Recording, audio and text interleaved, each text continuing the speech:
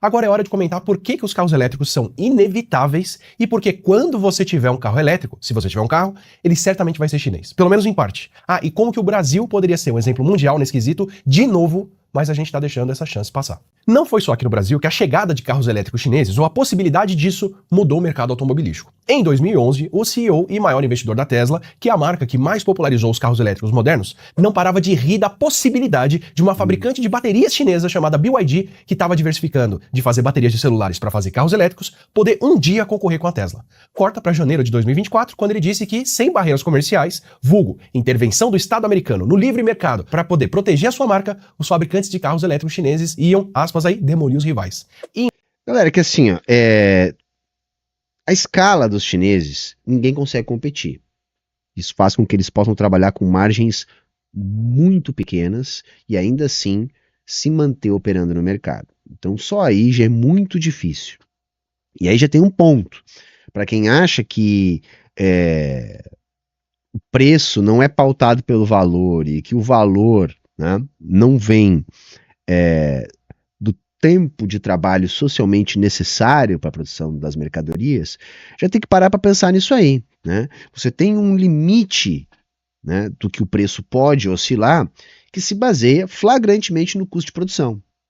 Então, isso que a gente está falando aqui tem a ver com isso, com custo de produção. E um outro ponto que a gente também tem que pensar já para o início aqui da nossa conversa é que a China, ela impulsiona a sua indústria nacional. Então tem muitos subsídios, tem compra governamental, tem um projeto de industrialização, uma política industrial que faz com que o Estado se organize para que essas empresas ganhem mercado global. De modo que está correto o que o Átila acabou de dizer ali, nós inclusive tínhamos repercutido isso antes. O Elon Musk precisou ir lá pedir socorro para o papai Estado, porque é impossível, tá? É impossível, do ponto de vista de custos de produção, para o Elon Musk competir. Claro que hoje eles ainda não competem tão diretamente, tá? São duas frações deste mercado, então a Tesla atua mais numa parte, a BYD mais em outra, a Tesla vende muito mais em determinados mercados, a BYD em outros. Entretanto, a disputa mais direta por mercados entre as gigantes tem tudo para acontecer. E qual o problema? Numa situação normal do capitalismo, seria bastante possível a gente imaginar uma fusão entre as empresas. Porque é o que acontece. Os capitalistas chegam à conclusão que a concorrência pode prejudicar ambos ou, no mínimo, dificultar o caminho, então eles se unem e aí podem não mais se preocupar com a concorrência e assim apenas ganham o mercado com a estratégia de monopolização. Isso não vai acontecer. Isso não vai acontecer por quê? Porque a BYD, para ter tudo o que ela tem da China, ela tem que se adequar aos interesses políticos, né, / econômicos da China, tá? Mas vamos continuar que tem bastante coisa ainda pra gente falar sobre isso. Em maio de 2024, quando o presidente dos Estados Unidos anunciou que eles vão taxar carros chineses com 100% de imposto. O que inclusive deixa a possibilidade de que eles ainda seriam competitivos com imposto de 50% ou 70%. Mas enfim, essa preocupação vem justo quando a BYD começou a disputar com a Tesla o posto de maior fabricante de carros elétricos do mundo.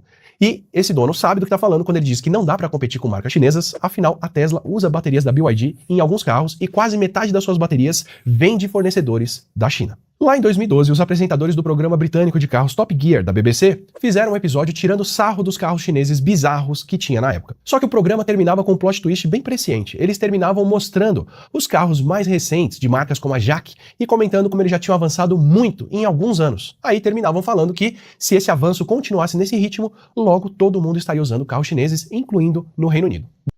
Gente, é que assim, há muito tempo que a China, dentre outras coisas, faz o seguinte: eles construíram, tá, uma infraestrutura de produção, mantém uma taxa de câmbio controlada a fim de manter o seu mercado atrativo para que as grandes empresas lá produzam, tem ainda a estratégia das zonas econômicas especiais com tributação especial, enfim. A grande escala, a potencialidade da infraestrutura, a rede logística, tudo isso fez, atrelado à qualidade da mão de obra crescente, a disponibilidade de mão de obra crescente, tudo isso fez com que a China se transformasse na grande fábrica do mundo, sendo muito interessante para a grande indústria da centralidade do capitalismo lá produzir. Vamos entender o seguinte: nos países desenvolvidos, há um fenômeno que os economistas chamam de arco da indústria. O que seria esse arco da indústria? Há um desenvolvimento do comércio, depois um desenvolvimento da indústria. Essa indústria se transforma numa indústria complexa, sofisticada, e depois se inicia um processo de desindustrialização, que os economistas chamam de desindustrialização natural. Que de natural não tem nada, mas apenas para vocês entenderem como é que eles se referem a tudo isso. Essa desindustrialização natural faz com que duas coisas aconteçam.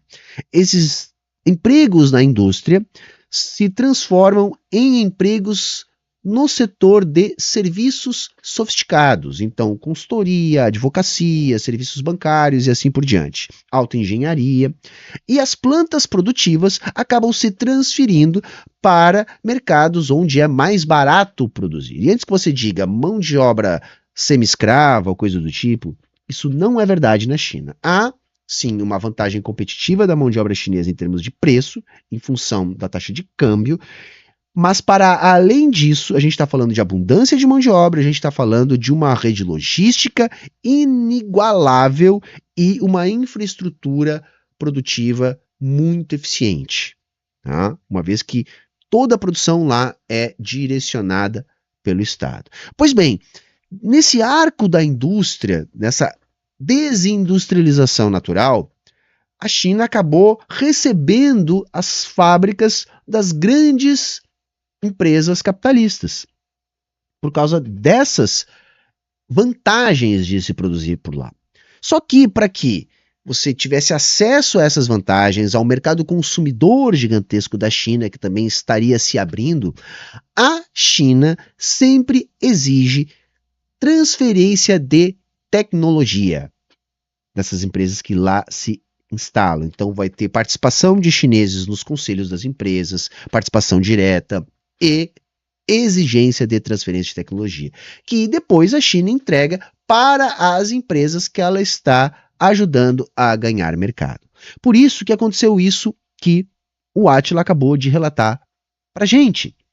Em poucos anos, a gente viu acontecer essa transformação dos carros chineses diante dos nossos olhos, porque eles aprenderam literalmente roubando a tecnologia, né, o know-how das grandes montadoras tradicionais. Então aqueles carros chineses que pareciam coisas pré-históricas lá nos idos de 2010, hoje já são vanguarda, já estão na fronteira tecnológica, porque de lá saem basicamente todas as grandes produções das grandes marcas, sobretudo do setor automobilístico, e com isso, as empresas chinesas tiveram acesso a toda essa tecnologia, né?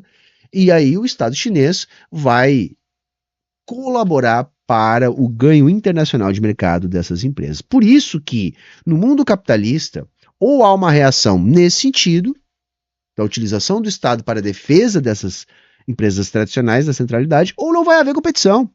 Não vai haver competição. Que é muito mais caro produzir nos Estados Unidos do que na China. E as empresas estadunidenses usam, portanto, necessariamente componentes produzidos na China. Claro, há um movimento agora de repatriar fábricas para os Estados Unidos. Mas isso vai demandar um esforço bastante grande, né, macroeconômico, para que essas empresas se mantenham viáveis ainda com o encarecimento da produção. Uma vez que é muito mais caro pagar um trabalhador nos Estados Unidos do que um trabalhador na China, por causa dessa diferença de câmbio, de logística, de infraestrutura que eu estava falando até agora. Mas bora lá, vamos continuar. Bom, a gente chegou lá e eles acertaram muito. A BYD disputa com a Tesla a liderança em venda de elétricos e mesmo aqui no Brasil, com toda a carga de imposto que nós temos, eles já vendem o que os americanos sonham em um dia talvez ter, que é um carro elétrico abaixo de $25 mil. E até a Tesla colhe desse salto chinês, já que a fábrica da Tesla na China já é a mais produtiva da marca, mesmo fazendo carros com uma qualidade muito superior aos feitos pela sede. Entenderam? Produtividade. É isso. Isso tem a ver com rede logística e infraestrutura. Né? E, por favor, chat, não chorem. É roubar mesmo. Roubar no sentido assim, pegar para si. Eu estou dizendo que é algo que não é previsto em contrato. É uma exigência do governo. Você quer botar uma fábrica aqui, você vai assinar aqui que você vai transferir a tecnologia para nós. É isso que eu estou dizendo. Beleza, gente? Calmem o coração aí, tá bom? Original da Tesla nos Estados Unidos. Sim, Teslas chineses pontuam entre os carros mais confiáveis onde são vendidos, enquanto os mesmos modelos feitos nos Estados Unidos pontuam entre os piores. Esse salto enorme que a indústria automobilística chinesa deu tem muitas lições importantes sobre como investir em ciência e tecnologia pode trazer ótimos resultados, especialmente quando isso é combinado com planejamento e incentivo. Pode parecer... Planejamento e incentivo. Vejam, é muito difícil a gente não concordar que a China está construindo uma nova forma social. Porque o nível de planejamento, de centralidade do planejamento, planos de 5, de 10, de 50 anos, de expansão da economia doméstica, de expansão das suas empresas com ganho de mercado internacional, é algo que desenvolve completamente as forças produtivas. Entendem? E isso pode ser, sim, algo necessário para a superação deste atual modelo social, deste atual arranjo de produção.